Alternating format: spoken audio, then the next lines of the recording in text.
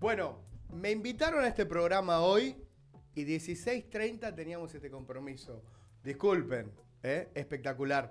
La diputada Julia Estrada está con nosotros. Gracias por estar acá. ¿Cómo va? ¿Cómo andamos? Bien, yo creo que a esta altura tenés más experiencia vos mediática que yo. Estás trabajando a la mañana también, ¿no? ¿Con una columna? Estoy todos los días, con el Destape. Sí. Estoy con el Destape Radio a la noche en Argentina Política. Ah, yo pensé que era de mañana, a la noche. No, a la noche. Lo que pasa es que sí, los cortes de Instagram los ves a cualquier hora, todo Sí, termina siendo... hoy día por suerte es así. Sí. Bueno, hay mucho para charlar, pero vamos a empezar por el final, que es que acabás de llegar de una reunión en comisión convocada por Unión por la Patria y la Izquierda para escuchar la gran cantidad de damnificados y despedidos en la era Milei. Contame un poquitito qué pasó. Bueno, en primer lugar, lo que te decía fuera del aire. Todos sabemos que hay una ola de despidos, que no solo es en el sector público, sino en el sector privado, pero cuando lo escuchás se te pone la piel de gallina aún sabiendo. Totalmente. Mirá, vinieron los trabajadores de FATE, la que hace neumáticos, Sí. crisis, compra-venta de autos, 100 despidos y muchos discriminatorios, cosa que echan a delegados, echan a los que tienen más participación sindical. Claro. Recién me estaba viniendo para acá y estaban los de Tenar y Siat. Fíjate esto qué paradigmático. Tenar y Siat es la que hizo los tubos para el gasoducto. Uh-huh. Es del grupo Techín, está en Valentina Alsina. Sí. Los tubos se hicieron, son los con costura para el gasoducto. Le habían esperado, le habían pronosticado 5 años más de demanda de tubos en un país normal. Claro, en el del año pasado. Sí, le cortaron la demanda de tubos porque se paralizó la obra pública, porque además Milei quiso hacer esta cosa medio rara de que los privados eligieran qué hacer, y ya hay despidos en Tenar y Siat. Lo que digo es, se ve claramente el país del antes y el país del después. Y luego te recomiendo, si tenés chance de entrevistar, los médicos del Posadas. Uh-huh. Una médica que no pudo hablar, se largó a llorar. Médicos, te dicen, mirá, no quedó nadie en la guardia.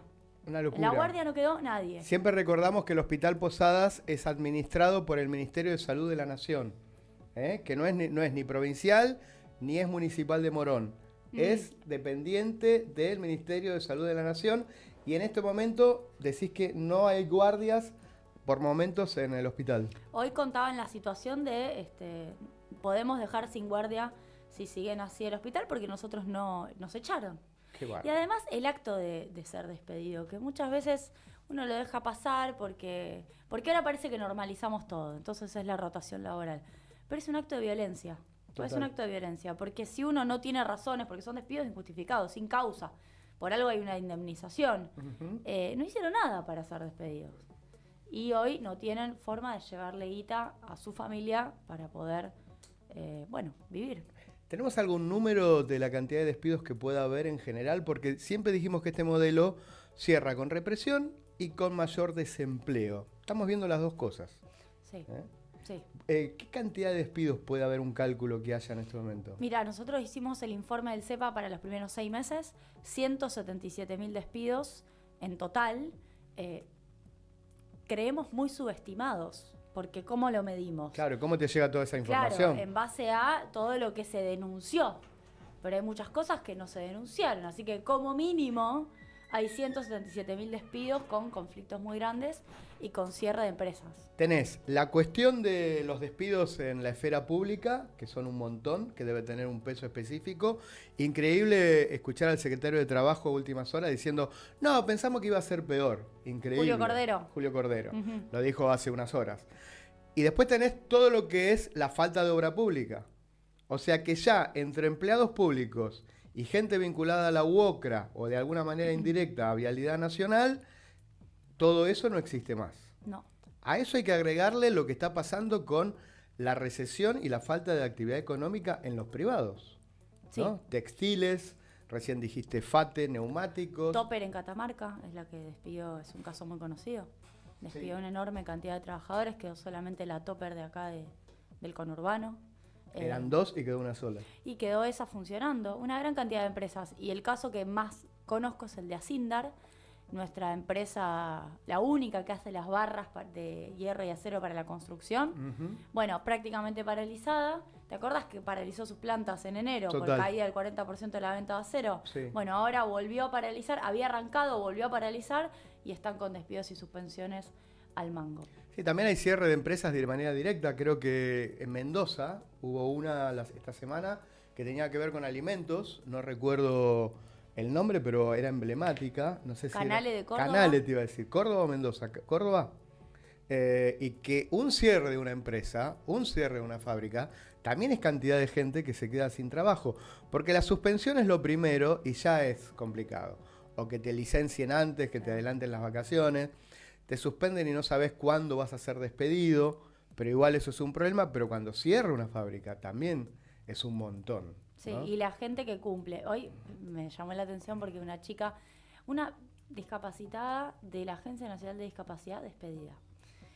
Despidieron al cupo de género y al cupo de discapacidad en la Agencia Nacional de Discapacidad. O sea, más, voy a decirlo así, más forro no se consigue. Una basura de persona. Más perverso. Más perverso no se consigue. Y la chica decía, yo tengo 40 años y tengo una discapacidad. ¿Quién me va a contratar?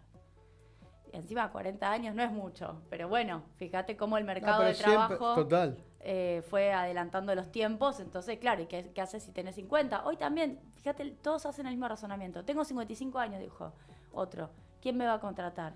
Claro, porque es muy dura la realidad en un contexto de recesión. Total. Y conectando con ya un análisis más económico, bueno, todos decían, incluso los amigos de Milei, los cercanos a Milei, que esto era un rebote en B. Caputo hasta no hace mucho tenía declaraciones de este estilo. Que insistía Hoy, que eso iba a dar. entrevistado por Feynman, no dijo nada del tema. No, Llamó al silencio Y sobre aparte ya van a entender que eso de ninguna manera va a pasar. Bueno, no está pasando. De hecho, se sabe que el último dato que tenemos es de abril, de economía, que fue malo. Luego tenemos mayo, que todavía oficialmente no se publicó, pero sabemos que es muy malo. Entonces, ¿eso qué significa? Que no toca piso. Todos, cuando esperan una recuperación en B, dicen, bueno, tocó piso, ya está, de ahí para arriba. Claro. Milei mismo publicó un cuadro, que yo hice un video en Instagram, con todos cuadritos verdes y rojos, diciendo, viene la recuperación económica. Tenía más cuadros rojos que verdes, y además eran pequeños rebotes en el tercer subsuelo. Era Claro. como pasar del tercer subsuelo al segundo subsuelo, pero... Voy a un par de cosas, porque la verdad va a ser muy importante dialogar con vos como lo estamos viendo ahora. Y le empezamos a prestar un poco más atención al RIGI, porque puede haber efectos devastadores en relación al RIGI a partir de la ley de bases. Ahora, el RIGI en sí mismo, ¿por qué es un problema para el país? ¿Por qué es un drama para el país? Bueno, nosotros hicimos con el RIGI un foco importante durante todo el debate legislativo de la ley bases, al punto tal que si fuera por la oposición pasaba de largo y nosotros intentamos que eso sea una bandera. A ver, ¿qué cosas hay que explicar del RIGI? ¿Quiere el peronismo promover las inversiones? Sí. ¿Quiere el peronismo que los grandes empresarios pongan plata? Porque la verdad que no alcanza con el Estado solamente. Y que esa plata se ponga para actividades que son eminentemente extractivas, como podría ser litio, gas y petróleo, pero también para actividades de índole industrial. Sí, queremos. ¿Tiene el peronismo proyectos para eso? Sí. Lo tiene y lo aprobó con media sanción hasta que ganó Milei, como por ejemplo el del GNL, que se le daba muchísimos incentivos a las empresas, entre ellas la de Malasia, Petronas, que ahora va con el RIGI, para que pongan guita, unos 10.000 millones de dólares para poder hacer las plantas de gas natural licuado, que es licuar el gas para subirlo a un barco, para llevarlo más lejos que lo que te permitiría llevarlo en un gasoducto. Entonces, primero, importante, porque se ha construido una lógica de estigmatización hacia el peronismo, en donde si vos no querés el RIGI, no querés las inversiones. No, hermano, sí quiero. Y tengo proyectos. Pero ¿en qué términos, no? Claro. Lo que pasa es que no somos boludos. Queremos que las cosas que se hagan sean con contenido nacional, con transferencia tecnológica y con liquidación de dólares en Argentina. Si no están alguna de esas tres cosas, como diría Jaureche, es porque te están cagando. Perdón que lo diga así, no, pero está perfecto, si se no están entiende. alguna de esas tres cosas, ¿por qué le das incentivos si no te dan nada a cambio? El RIGI es eso.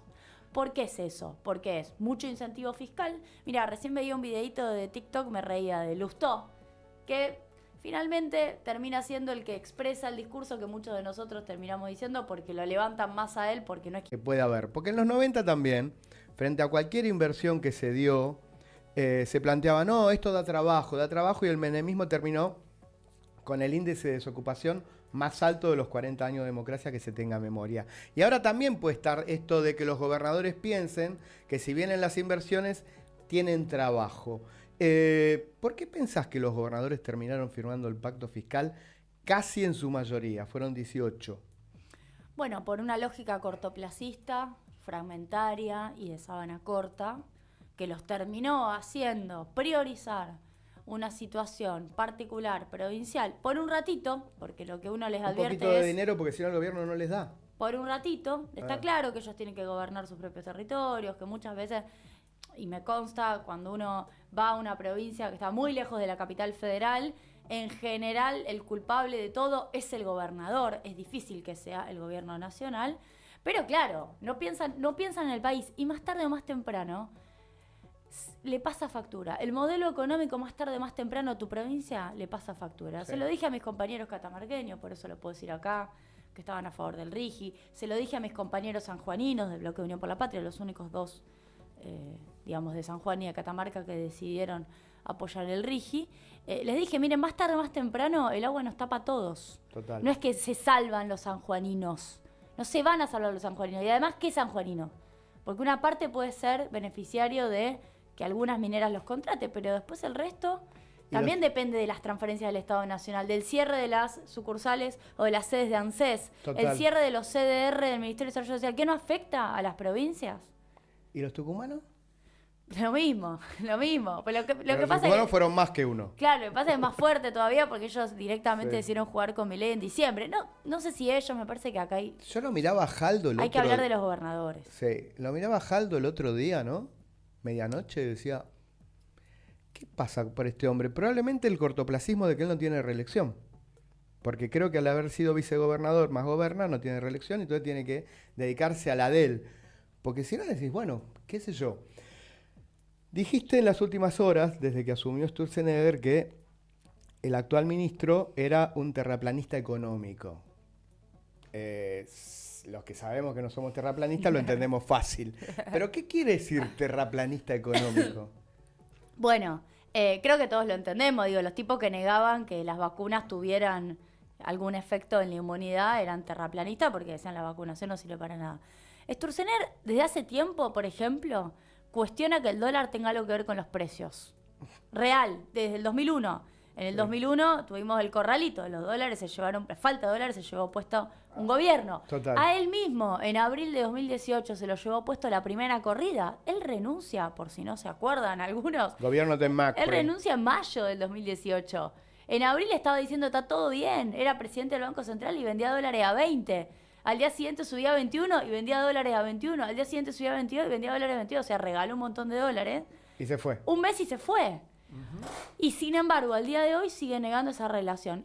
Y después algo más de calle, digo, nosotros los que manejamos la economía en términos más cotidianos, sabemos que hay algo que un ministro o que un responsable de algún área económica no puede no tener, que es calle, algún conocimiento de manejo efectivo. Bueno, Sturzenegger en eso es muy terraplanista, al punto tal que Caputo parece un poco más pragmático al lado de él. ¿Parece el sensible? No, sensible nunca, ninguno de los dos, pero pragmático. Total. Pragmático y un poco más, digo, no te niega, hoy lo escuché a la mañana, dijo, una devaluación es empobrecedora. Pará, ¿cómo es eso? Entonces una devaluación significa aumento de precios, entonces esos aumentos de precios hacen caer el salario, entonces por eso empobrece. Por ende ahí hay una relación bastante más obvia que no la reconoce Sturzenegger y que tampoco la reconoce Milei. Ahora, Milei también es bastante terraplanista, lo quiero decir. Pareciera que frente a la falta de dólares, la necesidad del préstamo del Fondo Monetario puede llegar a ser para este gobierno la salida de la cuestión del cepo, que no llega. Pero a la vez, frente a la devaluación y el sinceramiento que se hizo en diciembre, ahora estamos viendo que el dólar está rezagado respecto del índice inflacionario. ¿Y qué es lo que hace que ellos por ahora intenten contener la devaluación? Bueno, muy interesante la pregunta. Efectivamente, ellos devaluaron a 800. Esa devaluación a 800 se apreció o se perdió en su efecto producto de una inflación o un aumento de precios tan fuerte, una especie de pass-through, un pasaje a precio tan fuerte. ¿Cómo se llama eso? Pass-through. Okay. Pasaje a precio tan fuerte que terminó comiéndose toda esa competitividad ganada. Bueno, hago acá un paréntesis para un título. ¿Sirvió para algo? No. Sí, si querés al gobierno, para los argentinos para nada. Ok.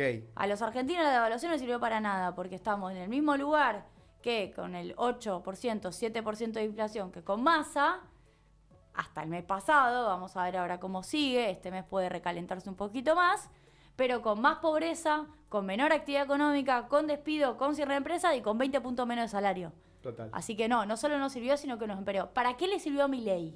A ver. ¿Para qué le sirvió a Milei? Para juntar algo de dólares en el Banco Central. Porque las devaluaciones sirven para eso.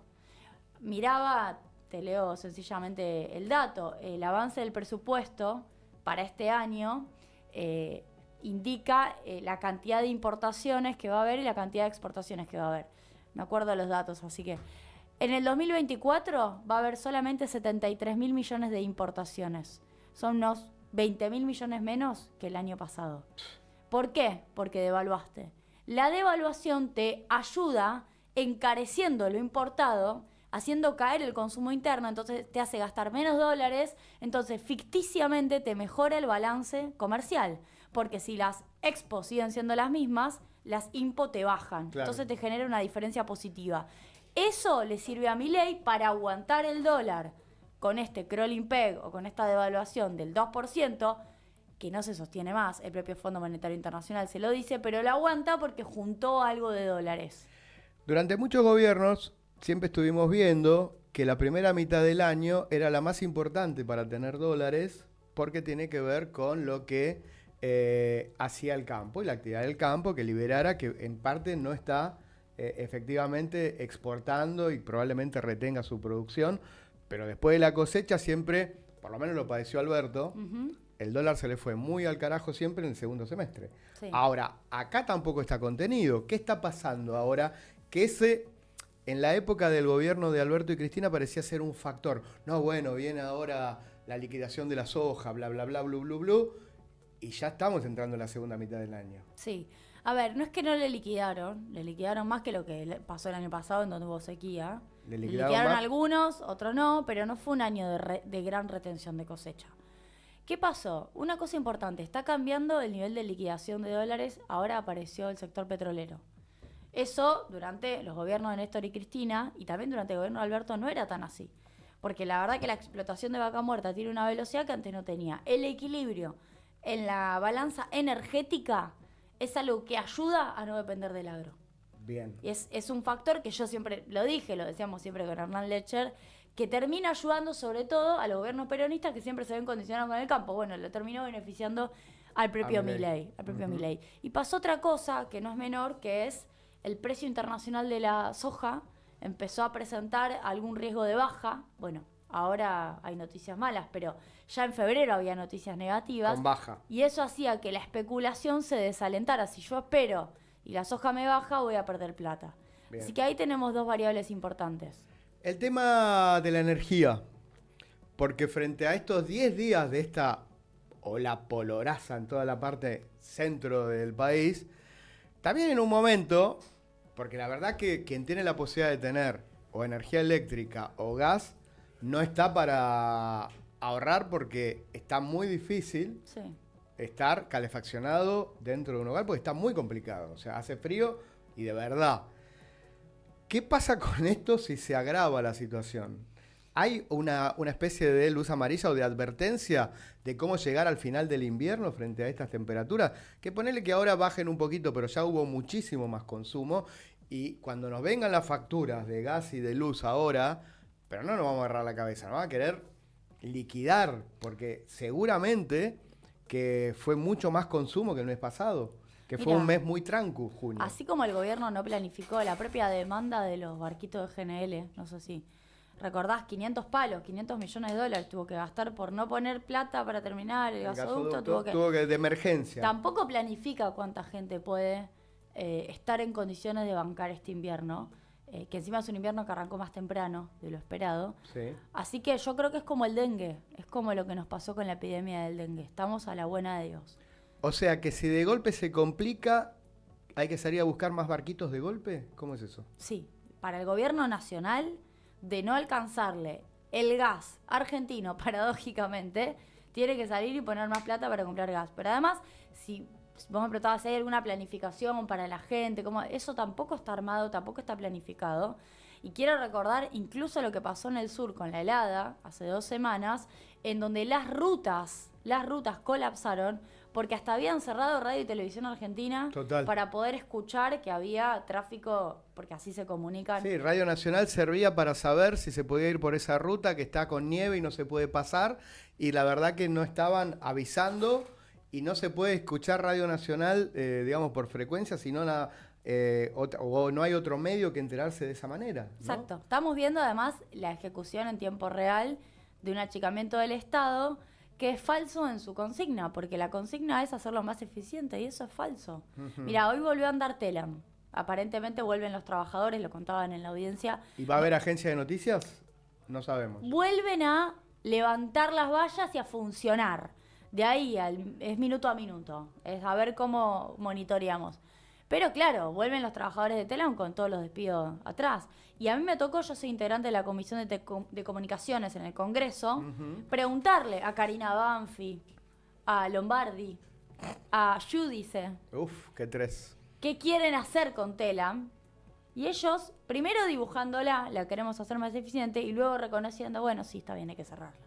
Después de haber cerrado todas las corresponsalías, unas 70 corresponsalías Total. en todo el país. Así que también nuestra tarea es desenmascarar, porque creo que hay mucho de crédito que todavía se le da a Milei, con esta activación del odio, y del odio a la casta, a una casta que es más parecida a la que rodea a Milei, que no tiene nada que ver con lo que nosotros hacemos. Claro. Que vive del Estado, que hace viaje por el mundo, que tiene Esto formas es de increíble. vida millonarias. 9 viajes sin saber realmente cuál fue el sentido en 6 meses. Y un estilo de vida, porque son viajes, porque uno no le impugna por los viajes. Son el estilo de vida en esos viajes, el motivo de esos viajes, muchas veces no tiene nada que ver con lo oficial. Pero lo que digo es, esta lógica del odio a la casta tiene adentro un mensaje de yo voy a combatir esos privilegios y yo voy a hacer que el Estado sirva para lo que tiene que servir. Por ende, chau Telam. Por ende, chau Radio Nacional. Y así. Sí. Hay que seguir machacando. Ok. En esto yo creo que la batalla no está perdida. Creo que nos van escuchando, ¿no? Muchos que seguramente se sentían atraídos por el discurso de Milei nos van escuchando cada vez más ahora. Y creo que hay mucho para decir y para explicar. Bueno, hay tanto que otra pregunta es el tema Mercosur. Porque la verdad que el presidente haya ido a Brasil y se haya ausentado de la cumbre del Mercosur, criticado incluso por el presidente de Uruguay, que no es un hombre... Con quien se hubiera sacado una foto y la claro, hubieran con subido, la calle seguro. Pou. Le dijo, y Lula lo mismo, ¿cómo puede ser que Argentina no esté acá? ¿Qué puede significar eso? El tema de la falta de presencia de Argentina en las cumbres del Mercosur, donde Paraguay, Uruguay y Brasil estuvieron. Mira, yo lo que creo es que hay como una especie de que siga el baile, para Milei, en donde no mido, me peleo con Sánchez, no lo mido, me peleo, sí, juego en la discusión norteamericana, tampoco lo mido. Nos la vienen dejando pasar bastante. El mejor ejemplo de que nos la vienen dejando pasar es China, renovándole el swap a la Argentina. Sí. Yo lo vengo diciendo en muchos lugares, y China lo renueva es gracias al peronismo, que construyó una relación histórica con la República Popular China, y a que los chinos tienen una prioridad puesta en que eso se preserve y en que su renminbi chino siga teniendo penetración a nivel global. No gracias a Milei, gracias a todo eso. Claro, como que están jugando una estrategia a más tiempo. Exactamente, porque no eligieron una confrontación concreta y porque en general los chinos la piensan así. Pero si fuera por Milei y por Mondino, se debería haber caído por cómo venía la mano. Ahora, ¿qué puede pasar con Brasil? Lo mismo, con Brasil y con el Mercosur. Sigue con la producción de efectos discursivos simbólicos, como lo asesora Santiago Caputo, y no mide las consecuencias. La más grave que a mí me preocuparía es la ruptura del acuerdo comercial sobre el sector automotriz. Nosotros el 50% de las exportaciones de autos son a Brasil. Es autopartismo aparte, ¿no? En general. Sí, en realidad no, tenemos terminados y tenemos autopartes, las dos cosas. Sí, Hay un acuerdo de siempre supo complementación. que autoparte da muchísimo trabajo y acá, hace un rato estábamos hablando de FATE, por ejemplo. Exacto. ¿no? Bien. Exacto, correcto. Bueno, podría ser catastrófico, porque además es un acuerdo que, fíjate, nace en los 90. Y durante los gobiernos de Néstor y Cristina se continúa y se mejora, se pide más integración nacional. Y después también continúa con Macri. Y también continúa con Alberto Fernández. Bueno, es decir, ha sido una política de Estado. Vocerías de Macri dieron a entender que parte de lo que a él le molesta mucho es la política exterior en relación a estas cosas. Por lo menos cuando trascendió su enojo de lo que pasó en Tucumán y demás, vos leías algunos medios que decían Macri está enojado y te daban a entender parte por esta cuestión, como que él nunca se atrevió a tanto porque no consideraba que fuera esa la manera. Sí. ¿No? Y no creo que esté enojado por eso igual. No, obvio que no, pero digo, es empresario y que en algún momento también supo de lo que es el intercambio con Brasil. Total. Bueno, hay algo de la pérdida de la racionalidad lógica que además hace que sea muy difícil y por eso yo no entiendo, no comparto lo que hacen, pero tampoco los entiendo a los gobernadores, ni tampoco comparto ni entiendo a muchos colegas míos diputados, porque lo que está proponiendo Milei no es bases para un acuerdo, para una Argentina en donde todos en algún punto encontremos lugares para estar de acuerdo. No está pasando eso. Hay una dosis de irracionalidad, de violencia en cómo plantea las relaciones con todos estos países. Hay una dosis de violencia importante que hace que sea imposible que vos estés de acuerdo con eso. Es imposible. Ni hablar lo que firmaron, que es 25% de gasto sobre PBI, cosa que yo mostraba estos días un gráfico del Banco Mundial en donde algunos países subdesarrollados o de África tienen directamente 25% sobre PBI, Estados Unidos, Europa Occidental tiene más de 30 o de 40% de gasto sobre PBI. ¿Y cómo puede ser que haya gobernadores que firmen eso y en el mismo acto le exijan más fondos? Hermano, es contradictorio lo que estás proponiendo. Total. Te estás vos mismo pegando un tiro en el pie. Te hago las dos últimas en el final. ¿Qué es el CEPA? ¿Qué es el CEPA? El Centro de Economía Política Argentina es un espacio de profesionales que hace ya 12 años que existe, desde el año 2012. Que vos integrás. Que yo integro, soy fundadora, junto con Hernán Lecher. Sí, por eso de quería San Martín. que lo nombres. Sí, claro. Que la verdad que nació para poder tener una usina de producción de contenido y de difusión de economía política de nuestro espacio. Bien, a eso voy. Los dos están muy mediáticos. Por un lado, como diputada, pero bueno, es una diputada que todo el mundo quiere tener y quiere hablar con ella por lo que significa en la difusión, por ejemplo, de datos económicos, ¿no? Y Hernán, haciendo su carrera, también lo conozco desde anterior a la fundación del CEPA, planteando por momentos una vocería en lo que él analiza e interpreta. O sea que jugaron muy fuerte entendiendo la importancia de los medios, ¿no? Sí, incluso yo jugué muy fuerte también, y con Hernán lo habíamos decidido, cuando yo empecé a ser funcionaria, porque yo siempre estaba en el mundo del periodismo, estaba en C5N con Víctor Hugo, pero en un momento fui al Banco Provincia, después fui al Banco Nación, y ahí tomamos una decisión que fue política, pero fue también de decisión militante, que es, vamos a seguir comunicando. No me interesa que después los canales de la comunicación, si vos sos gobierno, son un poquito más formales o, ¿cómo decirlo?, protocolares. Okay. Yo voy a seguir yendo a los medios o a tener columnas en los medios porque creo que el espacio vacante de explicar economía a los compañeros en distintos territorios todavía está ahí. Sí, y aparte, necesitamos más gente que lo haga. Aparte porque vos haces un recorrido y la mayoría de los que hablan de economía, que representan una consultora y determinados intereses, siempre están opinando lo mismo. O sea. Y venden informes y se dedican a hacer plata. Que no es algo que esté mal, es algo que te desvía del objetivo principal. De nuevo, no los cuestiono por hacer plata. Les digo que el problema es que tenemos muchos que solo hacen plata. Entonces, si se dedican a hacer plata y no quieren hablarle a la gente y dedicarle horas de su vida, porque es hora de tu vida, a explicar los temas, a hacer informes gratis. Nosotros los hacemos gratis, los subimos a la web, los puede cargar cualquiera, cualquiera los puede usar, llegan las placas por correo. son disponibles para todos.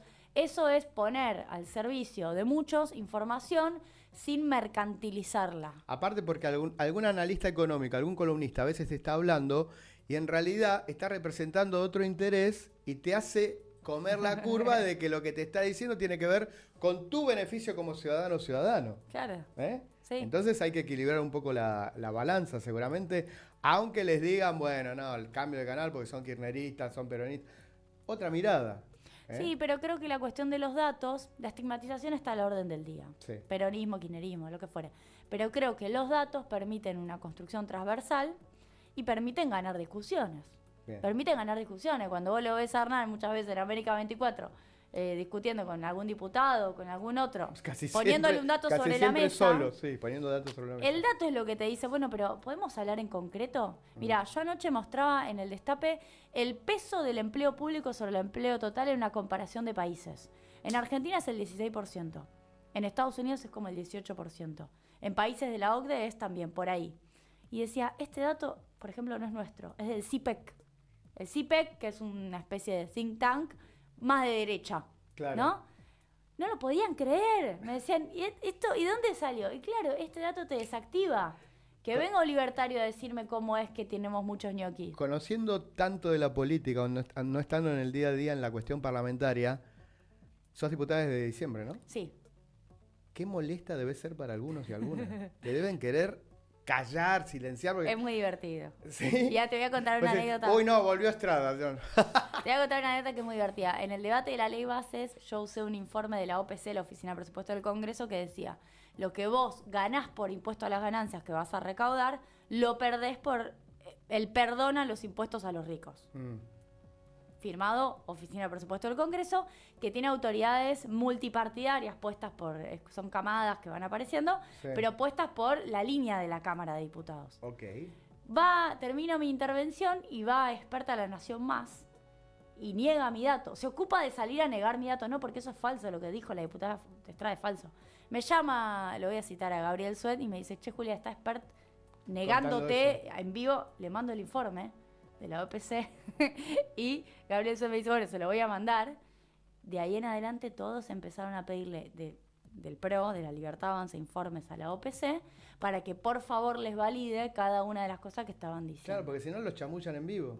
Sí, pero además están obligados a mentir y a decir cosas que no son cuando vos le pones un dato enfrente. Sí. O sea, Esper tuvo que ir y mentir en vivo en La Nación Más porque no resistía lo que estaban proponiendo con la ley bases. Entonces, esas son las cosas que a mí humildemente me gusta hacer en la Cámara de Diputados, subir el nivel.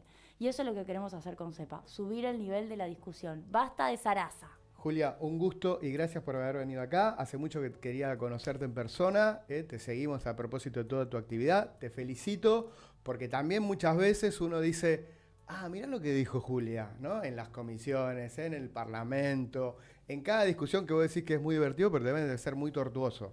Porque implica mucho tiempo de laburo, ¿no? Sí, mucho tiempo, sí. Pero bueno, es una tarea que hay que hacer y hoy me toca estar acá. Muy bien, gracias. Gracias a vos y felicitaciones también por el trabajo. Bueno, gracias. Gente, ya llega otra oportunidad porque hoy nos cruzamos aquí con todo el equipo de la Noticia Web. Gianluca, Iván, gracias por invitarme, gracias por esto. Crestita querido estuvo en los controles, gracias Franco Páez. Ya llega Edu Vitali con Iván Cerezuela con la continuidad informativa de este jueves. Ahora hacemos unas fotitos, pausita y ya volvemos con el programa de las 17. Gracias.